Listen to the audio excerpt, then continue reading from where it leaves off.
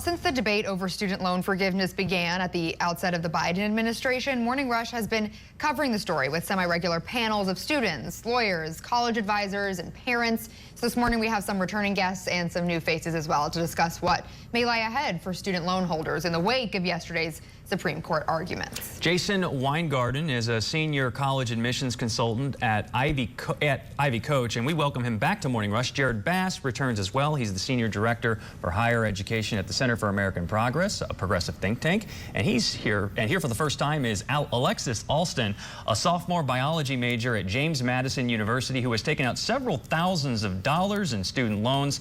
Thank you all for being on our panel today. What we like to do with this thing is just have it be a fluid conversation. So feel free to jump in if you want to say something. But Alexis, I want to start with you to get really personal with this. You're a first-generation college student looking to go to medical school. What would student loan forgiveness mean to you? It would mean that I'm able to go to medical school and worry about studying to save lives instead of worrying about paying off bills that will eventually catch up to me. Yeah, I mean, that's the simplest problem that a lot of people are facing. So Jayson, you work with students and families to navigate the actual admissions process. How prepared do you think people are to navigate the then follow-up loan process? Do they understand what they're fully signing up for? Well, on a scale from 1 to 10, it's probably around a 1 or a 2. If you think that the college admissions process is mysterious and opaque, then the financial aid process is even more so. It's just something that people have never really thought of, are really not taught in any school or any part of society. And it is something that most people are just wholly unprepared to really think about when it comes to making some of the very important decisions that go into deciding where to go to college and where to enroll. Alexis, going off what Jayson is saying there, what was the process like for you when you applied for student loans? It was very confusing. Like you said earlier, I am a first-generation college student, so it was me, my mom, and Google trying to figure out what to do over summer before the semester started. So Jared, what do you say to the argument that student loans are a personal responsibility and it's not the government's responsibility to step in? I would just say that it's a government program that the government initiated to actually help low-income students and moderately income students afford college. So this is actually a vested public interest that we have and have had over time since the origins of the first loan and first grant programs. There's always been a public interest in making sure that we have an educated populace that actually meets community and national interests and national needs, which is why we have these federally financial aid programs to begin with. So there is a vested interest. There is a responsibility of government to make sure that what it's providing works well, the same way that we would ask any other company or corporation that's putting out a product to make sure that that product is working as intended. So definitely there's a responsibility and should be an interest of government to ensure that the loan program, the repayment system, servicing, grant aid is all working as intended, as Congress intended when those programs were originally created. So taking out a student loan can be so gargantuan, just the thought of it, because of the size of the money. Jayson, what questions should people be asking before they take out a loan? I think there's really 3 questions that every student, every family needs to ask themselves. First is, what is the true cost of borrowing? How much money am I going to have to pay back? And that includes the outright principal as well as the ongoing interest payments.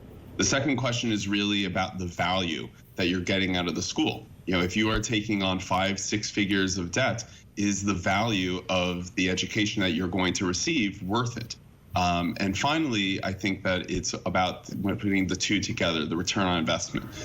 Is the cost and is the benefit aligned in such a way that you are actually going to realize some return personally in terms of your education, in terms of your personal growth, in terms of being able to contribute to society and being able to help propel yourself and your family forward.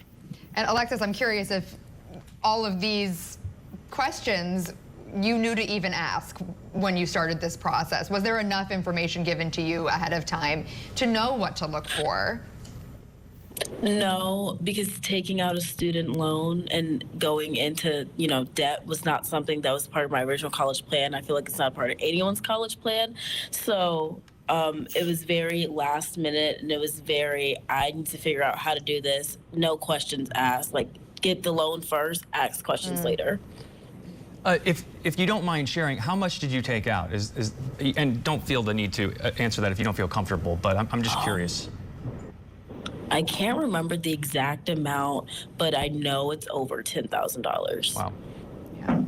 So, Jared, what responsibility do colleges and the government bear giving out these loans to people who may or may not be able to afford them? Yeah, so there are certainly eligibility requirements for every government program that we have in the federal financial aid, slate of programs. So the government does actually help design these. Like, these aren't just, loans that are given out willy-nilly. They do have eligibility restrictions and different terms that go with the loans as well. There are certain, interest rates that are taken into account, higher for graduate students, higher for parents, lower for undergraduate borrowers. So there is a responsibility, I would say, because Congress was, the architect in designing any of these federal financial aid programs and passed them into law. So this is a system, and also just the need to borrow too is something that we should talk about as well, because if we do provide more grant aid, that would actually cause more students to have to take out less in loans. So there certainly is a relationship there and a responsibility of government to make sure that it's providing enough and having the right incentives, that's having the right parameters, eligibility requirements, and relief to make sure that students are, getting in, through, and out of college and into the workforce. And Alexis, going back to you, what does it feel like to know that you have such a large amount of debt to pay off if you want to pursue that dream of yours of becoming a neurosurgeon? It just means I have to keep working to get those dreams, because I'm going into medicine not for the money, but the money, will help out a lot. So it just means I just have to continue taking out more loans so that way I can pay them off in the long runs. But yeah, just keep pushing towards that dream of pursuing medicine to make everything easier for myself. Do you have a plan on how to pay it back? Not necessarily, just a lot of saving. I'm currently working as a student, so whichever paycheck I have, because I have the plan where I can defer until I graduate undergrad. So just every paycheck I have, just putting money aside and paying it off. Even a little small amount can go a long way. So just saving and paying off as much as I can, as soon as I can. Jayson, Jared, and Alexis, stay with us. We do want to continue our conversation in 2 minutes. We'll be right back.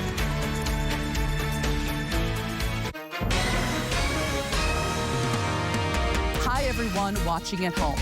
We're here to remind you that if you or someone you know were injured in an accident that was not your fault, listen up. We have live agents available right now to answer your questions and tell you how much your case is potentially worth.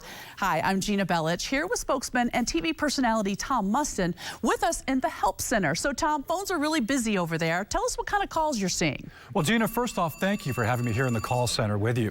We always enjoy talking to the viewers and getting folks the compensation that they deserve.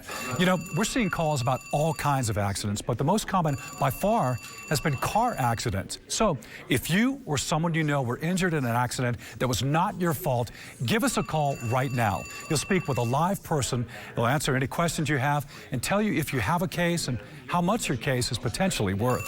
Thanks, Tom. All right, folks at home, you heard it. Take advantage of this opportunity and call now. Smile Direct Club. You pop them in, you go to bed, and they do all the work. Straighten your teeth while you sleep with Smile Direct Club nighttime aligners. They don't interfere with your daily lifestyle at all. Choose easy. Choose Smile. Get started for free at SmileDirectClub.com. I don't like to spend a ton of time shopping, but I like to look good. For me, Poshmark makes that so easy. And whenever I get tired of something, I just relist it back on Poshmark. It's honestly a little addicting. Making some money I can spend, keep my wardrobe fresh. The Omaha Steaks semi-annual sale is here. Right now, we're offering 50% off site-wide. The only number that hasn't changed is our 100% guarantee that you'll love every bite. And if you've never tried Omaha Steaks, save an extra $30 with promo code FIRSTTIME. Visit omahasteaks.com/TV today. Why wouldn't you want to save 50% on 100% satisfaction?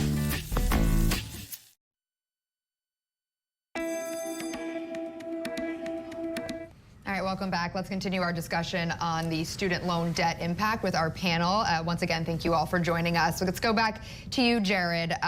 Just tell us what you think the impact would be if the relief of college loans, even at just $20,000, what kind of impact would that have on the economy currently and in the future? I'd say they have a substantial impact. We have borrowers, parent borrowers, student borrowers, and those even in college now who have taken out loans.